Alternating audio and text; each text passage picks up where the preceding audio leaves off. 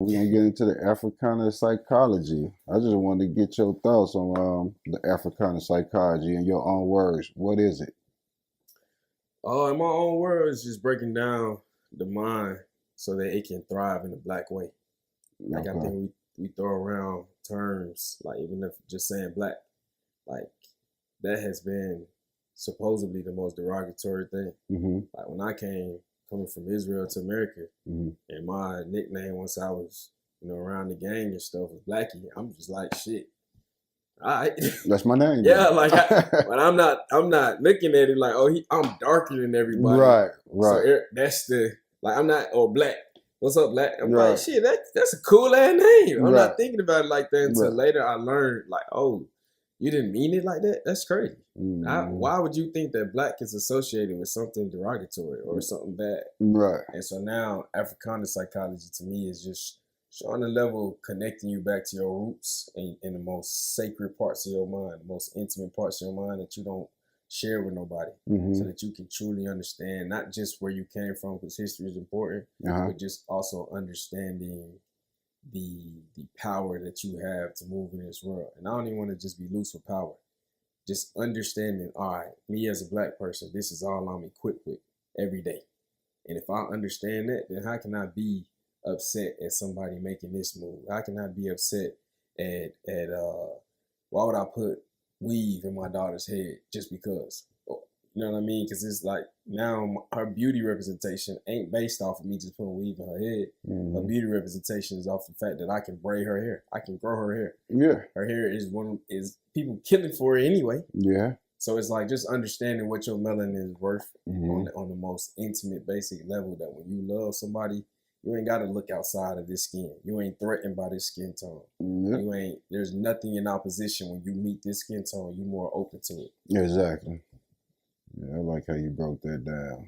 I like how you broke. I would tell I don't like my girls and wife and them putting all that extra stuff on either. And it's cancers, man. They finding out that it's cancer in this stuff, and so like now you talking about like something as simple as breast cancer. It's lipstick, it's makeup, and it ain't the fact Mm-hmm. that I've studied enough to know we've been using couture to make us men and women look a different way in certain ceremonial things and all that. Like it's real.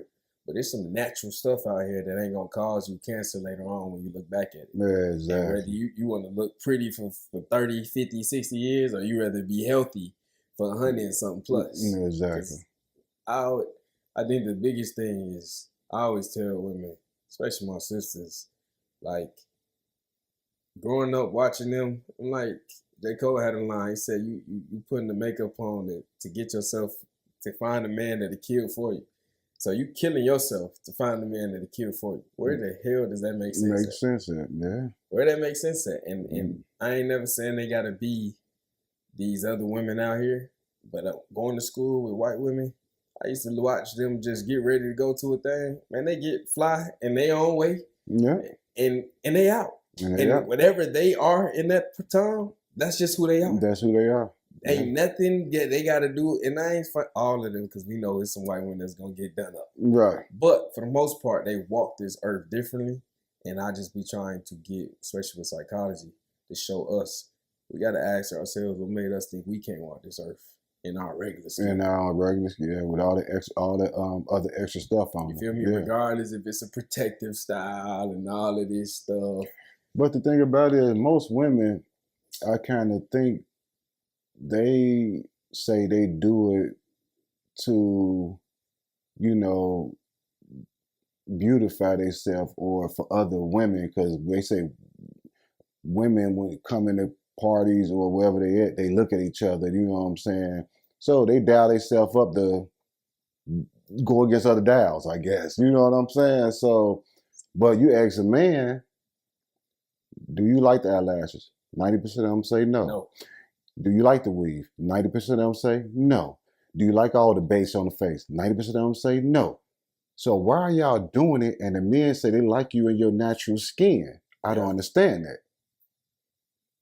Yeah. So I think and that's the psychology part is when you say you beautifying yourself up, whose definition of beauty are you using? Because we can go to other places And that's not beauty if you in Panama. Nope. That ain't beauty if you in Papua New Guinea. Their Mm-hmm. beauty standards is way different. Way different. So why is yours to look like somebody who don't like you? Exactly. Why your makeup make you look lighter? Yeah. Why And you then- straightening your hair? You know what I'm saying? And then it's like we like your kinks and curls. Yeah. But I think it ain't enough of us. Because even the ones that say they don't like it, they'll take it.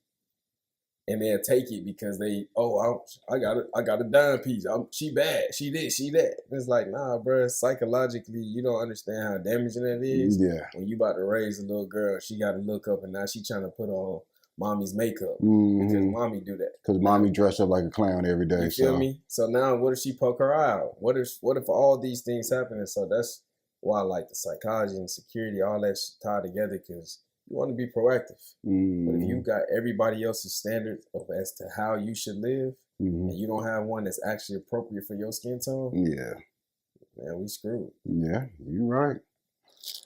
All right, we'll leave them alone for right now. They got enough of that.